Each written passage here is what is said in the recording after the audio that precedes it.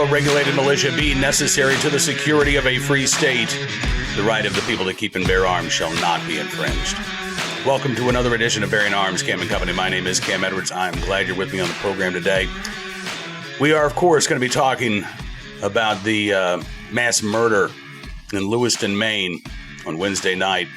18 people killed, 13 injured.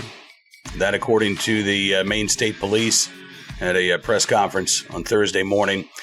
The events unfolding over two separate locations, a bowling alley and a restaurant. According to Maine Police, the suspect shot and killed 7 individuals, 6 males, 1 female at the bowling alley. And then about 15 minutes later, 911 calls came in from the restaurant in Lewiston, Maine. 8 people fatally shot there.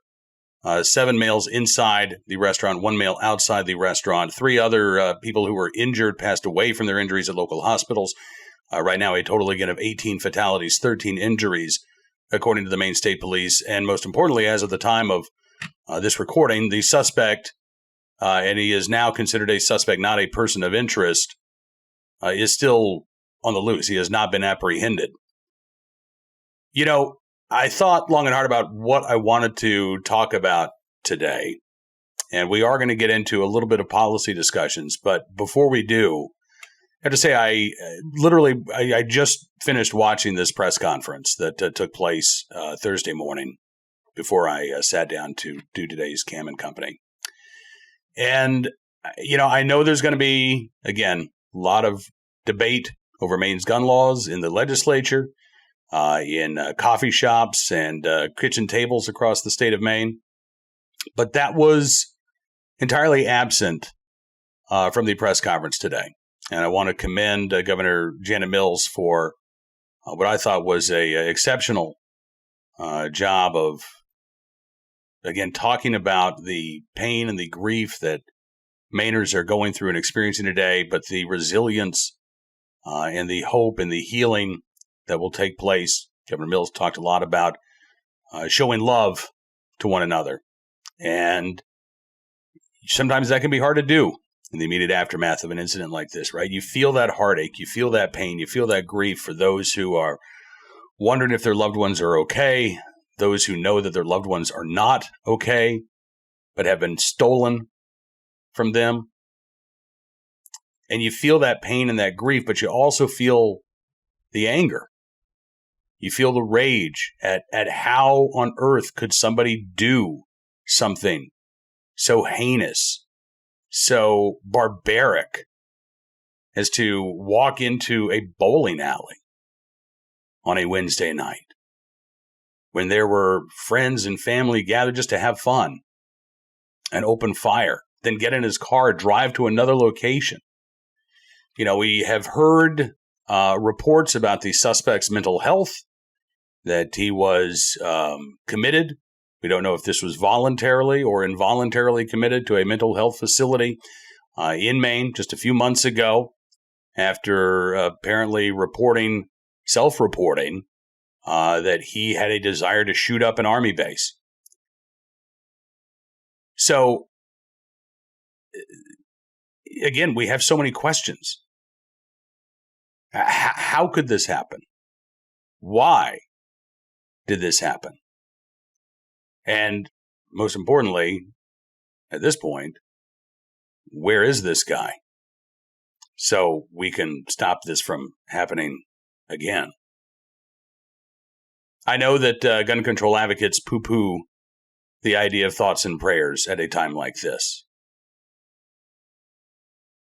But I can tell you from my own experience of sudden loss of a loved one,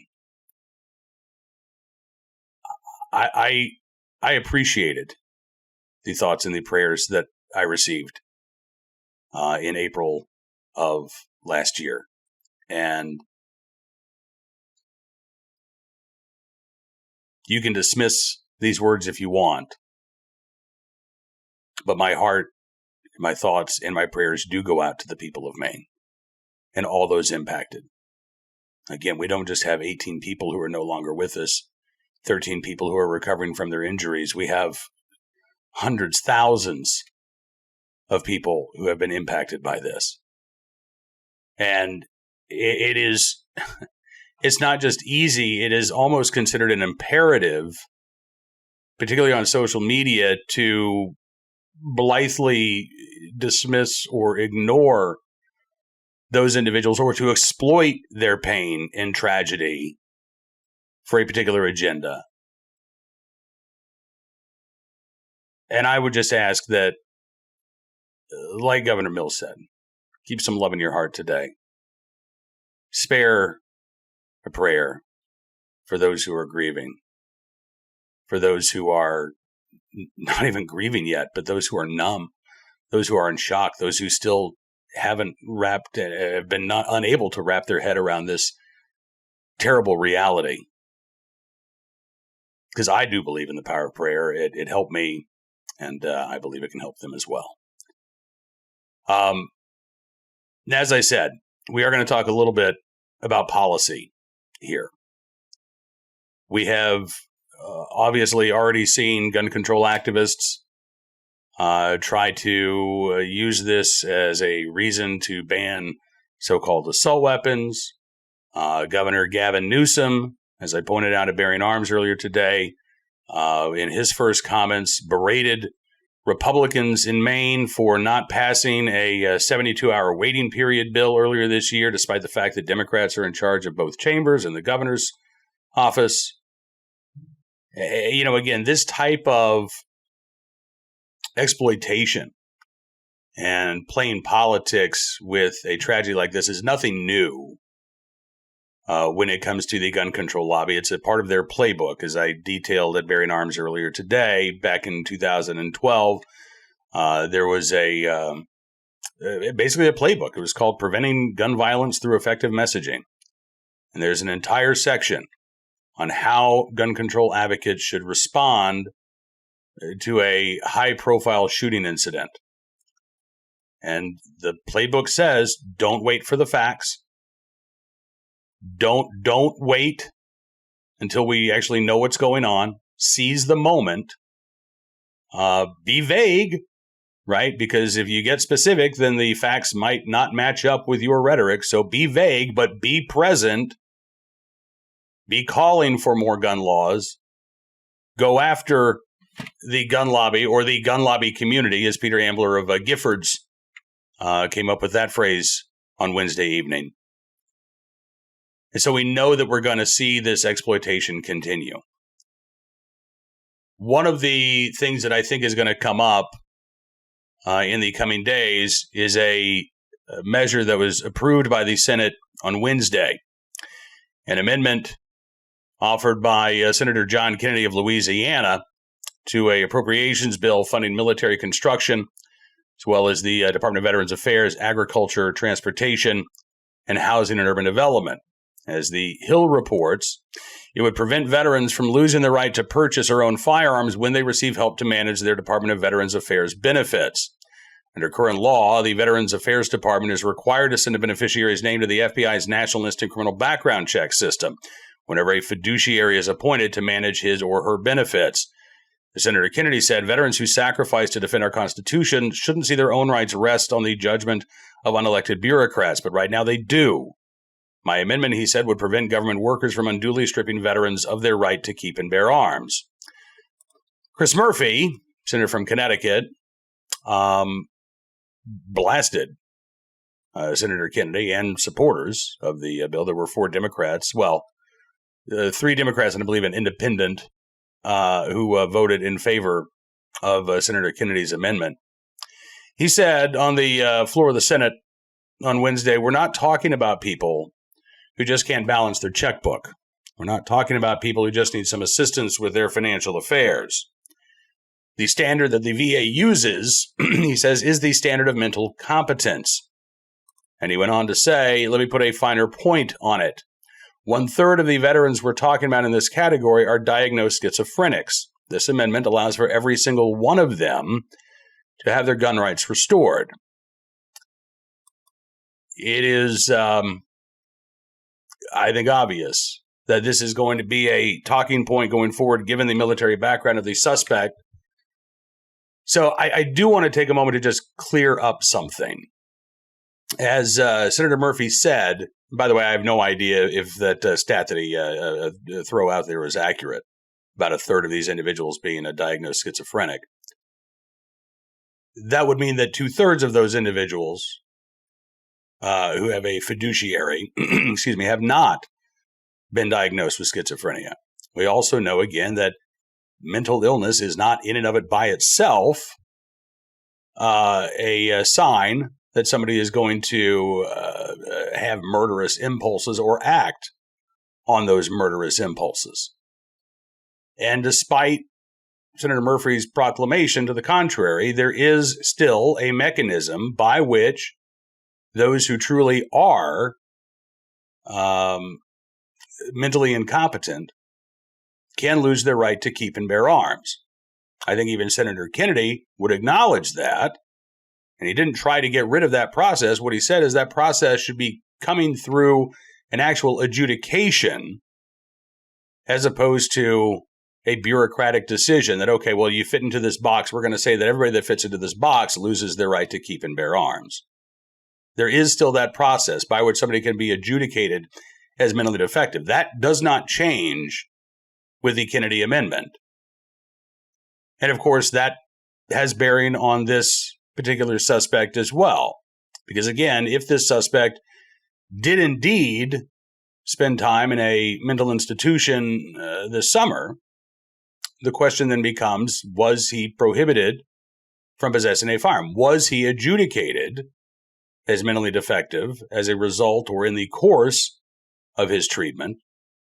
There's also the question about whether or not Maine's yellow flag law was invoked against the suspect, whose name, by the way, we won't be using here.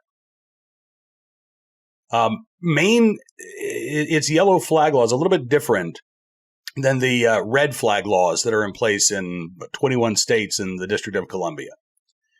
Under a red flag law, somebody says, all right, you know what? I think Cam's said something that makes me concerned. I'm going to go to the police, or maybe I can, depending on what state I live in, I can go directly to the courts myself, file this petition. I think Cam's a danger to himself or others, and an ex parte hearing can take place where a judge will consider that petition and the evidence that's brought forward that petition, but won't talk to me or whoever the subject of that petition might be, and then make a determination as to whether or not to grant that emergency extreme risk protection order, as it's called in most states. If that order is granted, then another court hearing is scheduled, typically within 14 days, where the subject of the petition does get to appear before a judge and offer any contradictory evidence that they are not a danger to themselves or others. But again, the burden is on them to show that they are not a danger to themselves or others. If they fail to do so, then that ex parte order is continued. In most states, it's a year. Some states, it's 6 months. But the prohibition remains in effect. It can be renewed on a ongoing basis, quite frankly, right? There is typically an open-ended process where this can be renewed every year. You can challenge that if you're the subject of a petition. But again, the burden of proof is basically on you to prove that you are not a danger. In Maine, they actually involve mental health at the beginning of this process. Most red flag laws don't have a mental health component at all. Virginia, where I live, for example, not only is there no mental health component on the front end, there's no mental health component on the back end. So you are not given any sort of psychological screening. You're not given any sort of evaluation by a mental health professional to help determine whether or not you actually pose a danger to someone or yourself. If a judge says, yeah, you know what, I think you do pose a danger to someone, could be yourself, could be someone else, there is no treatment that is offered.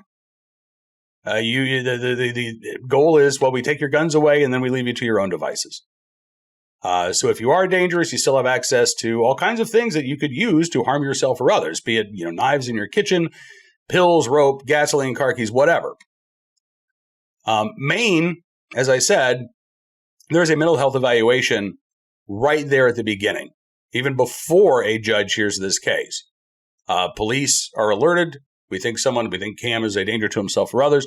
The first thing that the police do then is go to a mental health professional and say, all right, we need you to do an evaluation. The individual is evaluated. If the mental health professional says, yeah, you know what, I do have concerns, then they take that information to the judge. There is still an ex parte hearing, or at least an emergency hearing, which lasts, again, for 14 days, the findings there. If the judge says, yeah, I think this person is a danger, then that individual gets their day in court 2 weeks later. But there is, again, at least that involvement in the mental health community from the get-go. So now the question becomes, in this particular case, was Maine's yellow flag law invoked at any time? Again, it could be. We don't know the circumstances of this commitment. So if this was an involuntary commitment, that would have counted as an adjudication. And the suspect in this case would have been prohibited under state and federal law from purchasing or possessing a firearm. Yellow flag law needed. If this was a voluntary commitment, there's a chance that, again, that would not have been an adjudication of a mental defectiveness.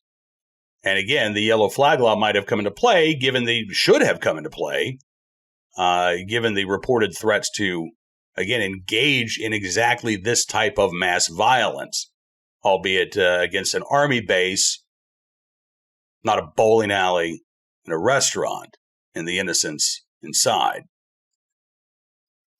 So, again, we have so many unanswered questions right now, just about the process.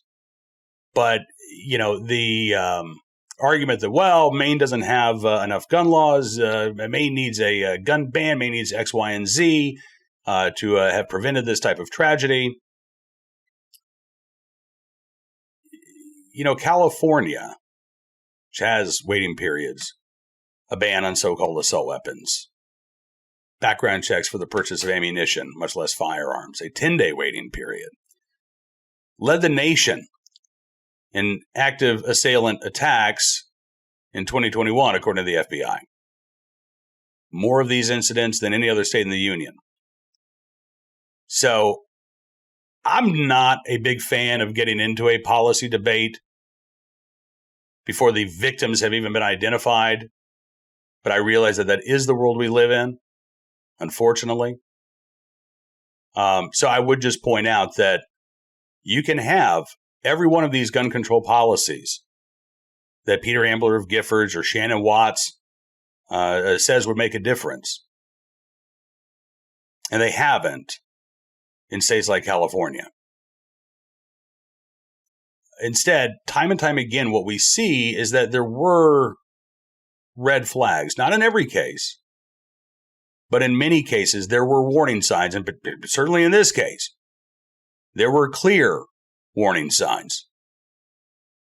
And there are laws that are already on the books that, if utilized, would have at least precluded this individual from lawfully purchasing or possessing a firearm. Again, we don't know whether or not those laws were invoked. We don't know whether this person, maybe the laws were invoked. This person, got a hold of a gun illegally. Maybe he maintained possession of existing firearms rather than turn them over if the yellow flag law was, in fact, applied against him. Again, we don't know. These are all really important questions. We will get the answers at some point. Gun control lobby is not going to wait until we get those answers to demand change. And I know that this debate is coming. Governor Mills didn't say anything about gun control today. I saw the first comments from Senator Angus King, basically as soon as he landed in Portland. And he talked about the fact that Maine has one of the highest rates of gun ownership, has one of the lowest violent crime rates in the country, that this is, I don't think he used the word aberration. But that was, clearly his thought here, right? That this is an aberration, not only for the country, but for Maine in particular. Angus King has gone along with a lot of gun control proposals there in the Senate. Don't know if that's going to change his views on things like a ban on so-called assault weapons going forward. Don't know. Again, there's going to be time to have that debate, to have that discussion, to have the arguments over whether or not stripping Americans of their right to protect themselves actually makes them safer.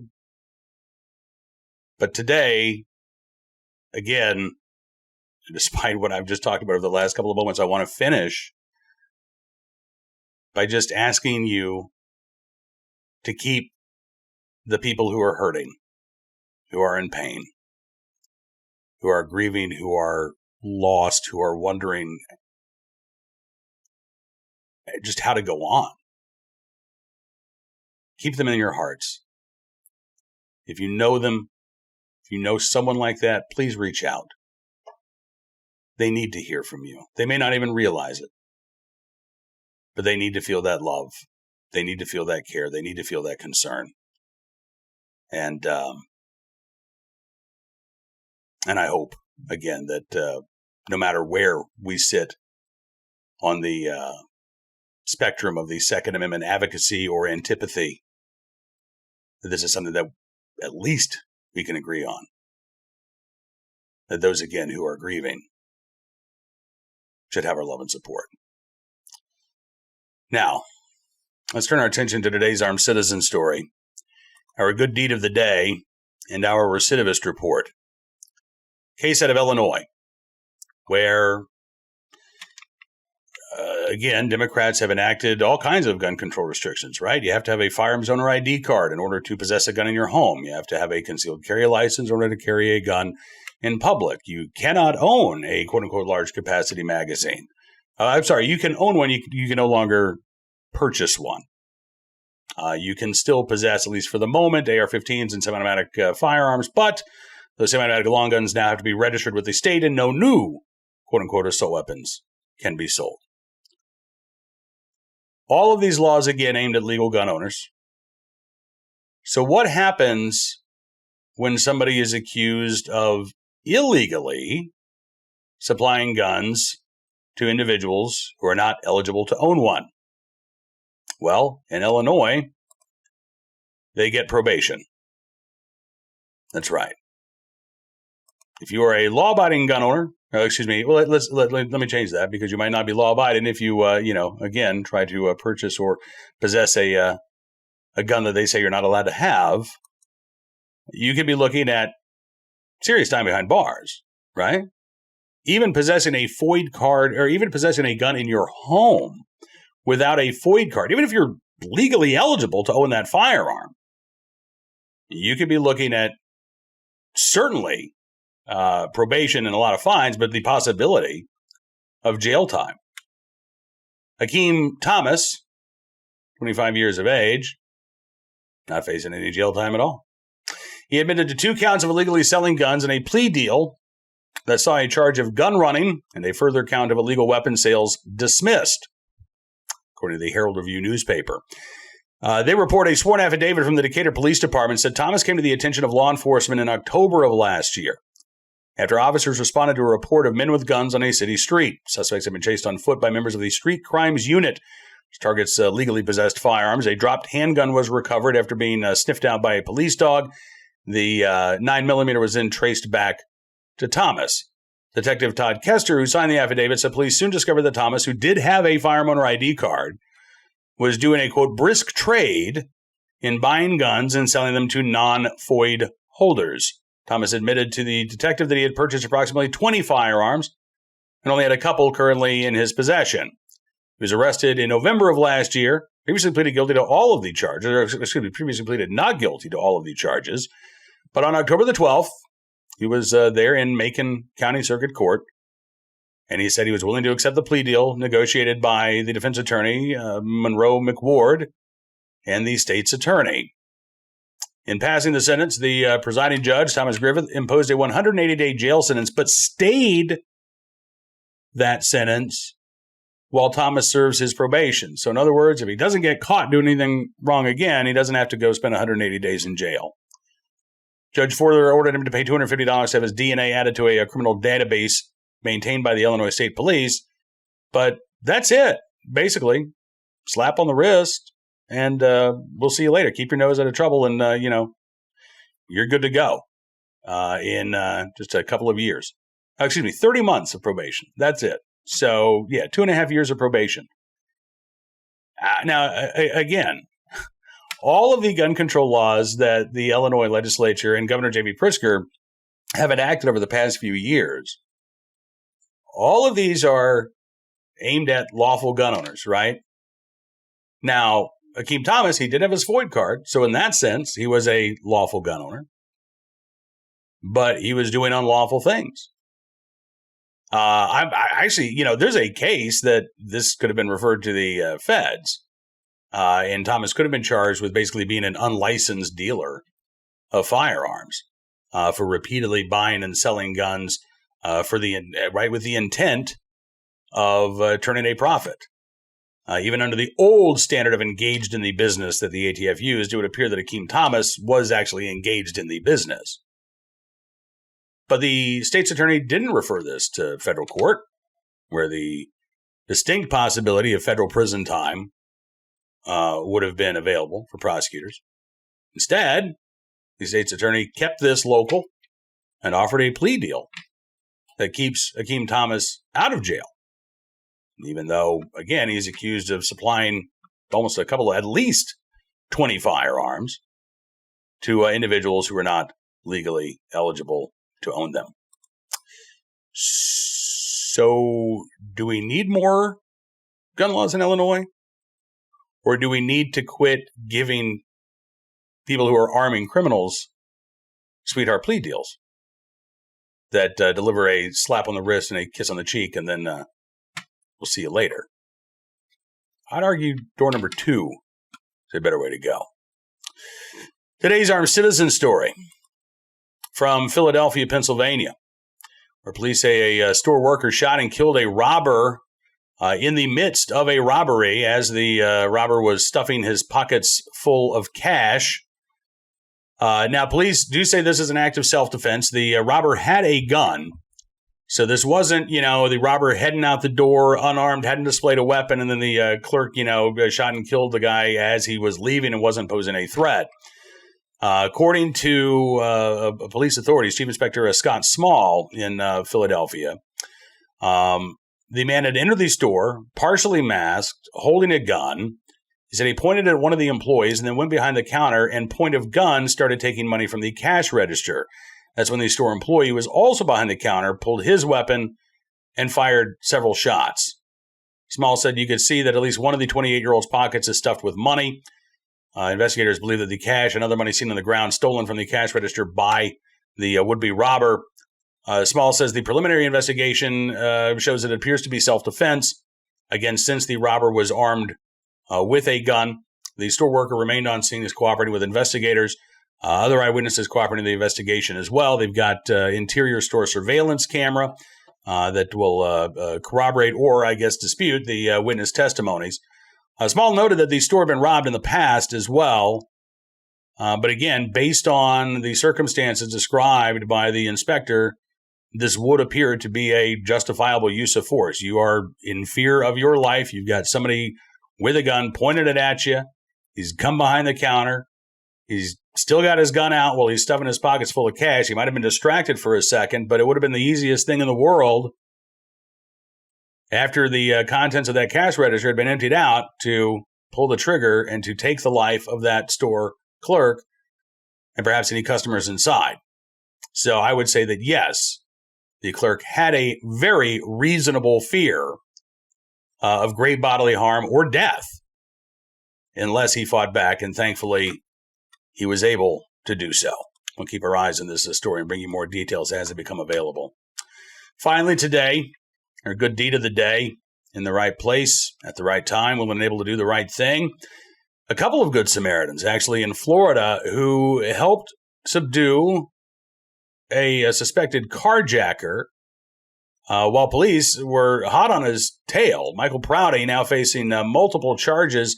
Here's a image of the Good Samaritans in question there coming after this guy. Apparently he had kind of engaged in a one-man crime spree. According to Click Orlando, Prouty was arrested on Tuesday in Ocala after he forced his way into a woman's home, robbed her, and then stole her car. He then crashed that vehicle. Officers spotted him. He fled, I guess, in the car, crashed into several other vehicles, and then ran away.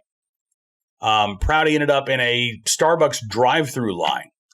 Police are following him, but dashcam video shows him getting out of the passenger seat of a vehicle, running up to another car that's there at the pickup window. Again, police are right there, but he is trying to get away. Video shows him open up the passenger door. A couple of witnesses start moving towards the car. One of them, again, a Good Samaritan running ahead of police, grabbed him to help officers arrest him. Prouty managed to get away, but then a second Good Samaritan was actually able to, wrap his arms around him, take him to the ground. Ocala Police Chief Mike Balkin said in a news release, "We're proud of these two citizens for their heroic actions, for helping our officers make the arrest and for keeping our community safe." Now, Prouty is facing multiple charges. In Ocala, he's facing charges of fleeing and eluding, attempted carjacking, crash involving injuries, and resisting arrest. In Sumter County, he is facing charges of home invasion, battery on a person over the age of 65, as well as grand theft of a vehicle. And again, who knows? Prouty might have been able to get away. It's entirely possible the police would have been able to take him to custody without the actions of those armed citizens or the Good Samaritans, but all it would have taken was for him to shove the driver out of that car and take off, and who knows how many more crimes might have been committed before officers were able to take him into custody. So in the right place, at the right time, willing and able to do the right thing. These anonymous Good Samaritans there in Ocala, Florida, we thank you for your very, very good deed.